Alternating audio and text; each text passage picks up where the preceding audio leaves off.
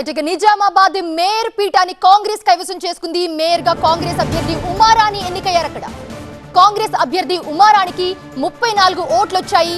BJP అభ్యర్థికి 31 ఓట్లు వచ్చాయి. నిజామాబాద్ డిప్యూటీ మేయర్ గా ఎంఐఎం అభ్యర్థి సల్మా తహసీన్ ఎన్నికయ్యారు.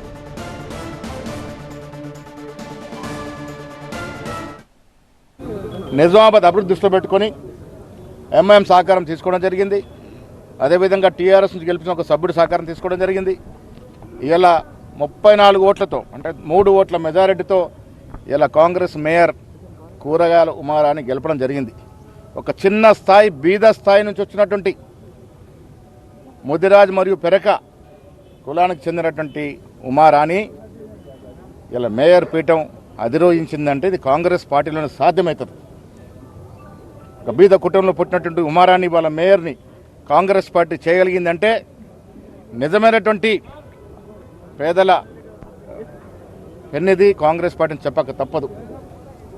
ఇలా బీసీలకి నిజామాబాద్ మేయర్ పట్టం కట్టబెట్టి అదే రకంగా చాలా మున్సిపాలిటీలో బీసీలకి అవకాశాలు ఇచ్చి మేము 42% రిజర్వేషన్గా ఇవ్వాలనుకున్నప్పుడు బీజేపీ అడ్డు పలిగినప్పటికీ కూడా మేము పార్టీ పరంగా ఇవాళ దాదాపు 50% మున్సిపాలిటీసు బీసీలకు ఇచ్చి బీసీల పట్ల మాకున్న ప్రేమను చాటుకోవడం జరిగింది. నిజామాబాద్ పట్టణ అభివృద్ధి అన్ని రకాలుగా ముందుకు పోయే విధంగా ముఖ్యమంత్రి రేవంత్ రెడ్డి గారి సహకారం అదేవిధంగా కాంగ్రెస్ పార్టీ యొక్క మంత్రుల సహకారం తీసుకొని ఈ నిజామాబాద్ జిల్లా అన్ని రకాలుగా అభివృద్ధి చేసుకుంటాం. మేము భాజపా ఎన్నికల ముందు ఎంఐ మీద పోటీ చేశాం. ఎన్నికలైన తర్వాత అభివృద్ధి అవసరాల దృష్ట్యా ఎంఐఎంతో పొట్టు పెట్టుకున్నాం. ఎందుకు అనైతికం అవుతుంది? మీరు మతాలను రెచ్చగొడితే అనైతికం కాదు, మతాలు కులాల మధ్య చిచ్చు పెడితే అనైతికం కాదు. అక్బరుద్దీన్ ఓవైసీ మాటలు పదే పదే చెప్పి మీరు హిందువులు